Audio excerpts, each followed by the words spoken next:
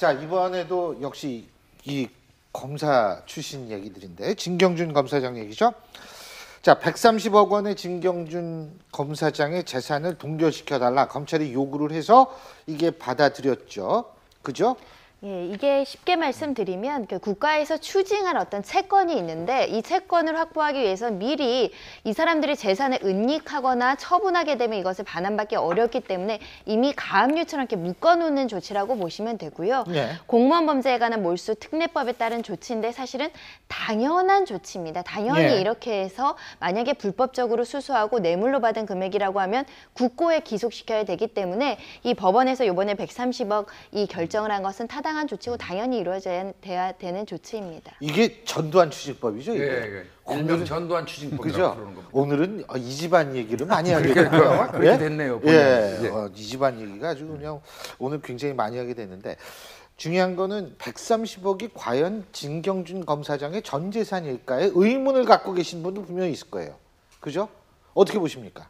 그러니까 이미 지금 밝혀진 게 가족들 지금 재산 등록한 금액이 지금 한 156억 정도 된다는 거 아닙니까? 이제 그렇죠. 부인 재산이 공직 있고 재산이었으니까. 뭐 이제 자녀들 뭐 이렇게 재산이 있기 때문에 그건 이제 놔두고 그러니까 이 자녀가 넥슨 개인적 재산이 있을 정도로 나이가 들었나요? 뭐 그건 아닐 것 그렇진 같은데. 않죠. 뭐 그래도 그렇진 하여튼 어떤 형태로든 간에 그러니까 그렇게 이제 돼 있고 집도 있고 이제 이런 거니까요.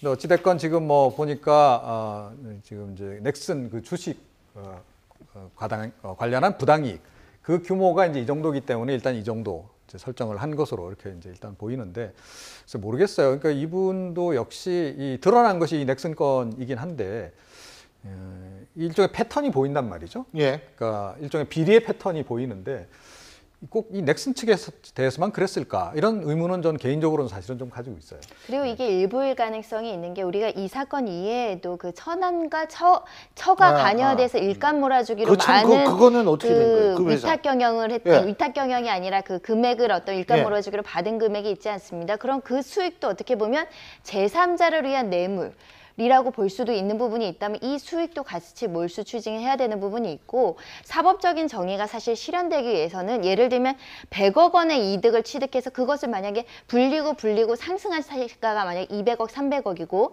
현재 이 몰수 추징이나 이렇게 된 부분은 이 당사자의 명의로만 된 재산만 잡았을 겁니다. 근데 보통 이런 경우에는 가족들 명의로 은닉하는 경우도 상당히 많기 그렇죠. 때문에 이 연간 고리를 잡아서 만약에 이 어떤 뇌물로 받은 것을 알면서도 취득한 재산이 있다고 한다면 이런 것도 빠짐없이 사실은 몰수하고 추징해야 되지 않을까 싶습니다. 네. 그러니까 뇌물을 받은 돈으로 재산을 불렸잖아요.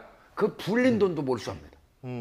예, 그게 전두환 특례법의 특징. 예. 그러니까 이게 지금 진경준 전 검사장 같은 경우는 사실 이제 김정주 회장이 그런 이야기 했잖아요. 이게 지금 원래 4억을 주고 이제 주식을 해야 되는데 이걸 꼭 내가 돈을 내야 되겠냐. 그래서 다시 돌려받았고 심오한 무슨 얘기죠. 주고 갈 철학적인 때마다 또 이제 얘기. 대주고 하는데 예. 저는 좀 그런 의문들이 사실 있어요. 솔직히 저는 이제 법조 출입을 하면서 검사들 월급이라는 게 그렇게 많지는 않습니다. 공무원들 따지면. 공무원 월급이겠죠. 예, 크게 많지가 않아요. 근데 예. 검사들 중에서 대부분 강남에 사시거든요. 예. 그러니까 강북에 사시는 검사들이 없어요. 아. 그러니까 초임 검사부터 시작해서. 예. 예를 들어 보면 이제 진경 검사는 도곡동에 살고 그 삼성내면 살고 있는데 그러니까 그런 걸 보면 이 재산 형성에 대한 문제들 그런 것도 보면 참 의문스러운 부분이 많은데 진경준 검사 같은 경우는 사실 이제 저 검사실로부터 계속 그 어떤 넥슨과의 거래를 통해서 예. 여러 가지로 이제 특혜를 받고 혜택을 받아왔거든요. 그런 문제 있다 본다면 단순히 이게 어떤 일정 기간에 이루어졌겠는가? 좀 기간 자체가 보면 꽤 길지 않습니까? 그렇다면 분명히 이야기 나왔듯이 가족들한테 어떤 여러 가지 어떤 사업 몰아주기도 할 것이고 천남도 보면 그런 회사도 했을 것이고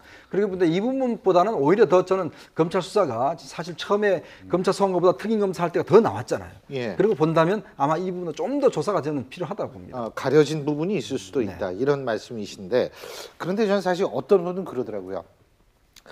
이거 돈 이렇게 다 몰수하면 그 가족들은 뭘 먹고 사나 지금 이런 걱정을 하시는 분이 있는데 제가 볼 때 진경준 검사장 같은 경우에 뭐 일정 기간 그 교도소에 있다 나오게 만약 뭐 실형을 받게 된다고 가정을 했을 때 나오면 또 변호사 할 수 있는 거 아니에요? 변호사 회사 아마 등록을 받아주지 않을 거고요. 변호사의 어떤 자격도 얻지 진짜로 못한. 그렇게 생각하십니까? 요즘에는 그 서울지방변호사나 대한변호사협회에서 직무상 범죄로 범죄 행위를 해서 한 사람은 변호사 자격을 취득하지 못하게 하거나 아니면 수년간은 그 자격을 주지 못하도록 하게 있기 때문에 사실은 원칙적으로 직무상 범죄로 일한 사람들은 변호사 자격을 주지 않게끔 입법하는 게 반드시 필요하지 않을까 싶습니다. 근데 이미 이제 공직 재산 등록 과정에서 지금 밝혀진 것만 하더라도 156억 아닙니까? 그러니까 130억 빼더라도 20억 정도의 재산이 이제 실제로 가족 명의로 있는 것이고, 또 이 재산 등록하는 거 보면 이제 원래 가액 자체가 네, 그렇죠. 공시가격이다 보니까 실제 실거래 가격보다 부동산 같은 경우도 네. 이렇게 낮게 잡히는 경우가 굉장히 많거든요.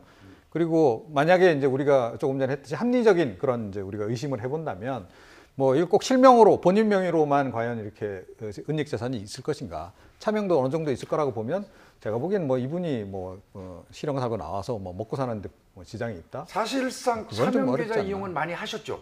그 넥슨 측에서 4억 2,500인가 받은 거를 예. 돌려주는 것처럼 하고 다시 돌려받을 때 신인청 명의로 차명계좌를 개설해 갖고 받았거든요.